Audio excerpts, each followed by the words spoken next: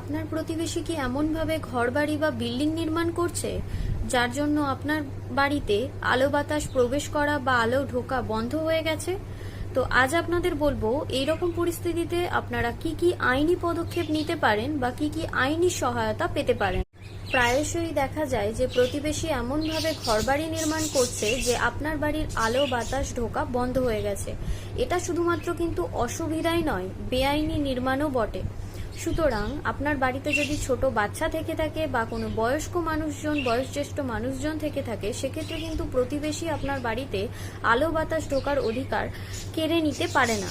এক্ষেত্রে সর্বোপরি আপনারা পঞ্চায়েতে বা পৌরসভায় গিয়ে লিখিত জমা দিতে পারেন এবং পৌরসভা বা পঞ্চায়েতের নিয়ম অনুসারে কিন্তু নির্দিষ্ট দূরত্ব বজায় রেখে তবেই নির্মাণ কাজ করা যেতে পারে। সুতরাং আপনারা পঞ্চায়েত বা পৌরসভায় গিয়ে লিখিত জমা দিতে পারেন, থানায় গিয়ে জিডি করতে পারেন বা আপনারা সিভিল কোর্টে গিয়ে মামলা করতে পারেন। সর্বক্ষেত্রেই কিন্তু আপনাকে প্রমাণ করতে হবে যে আপনিই সঠিক এবং তিনি ভুল। এক্ষেত্রে আপনাদের কাছে ফটো বা ভিডিও ইত্যাদি প্রমাণস্বরূপ রাখতে পারেন।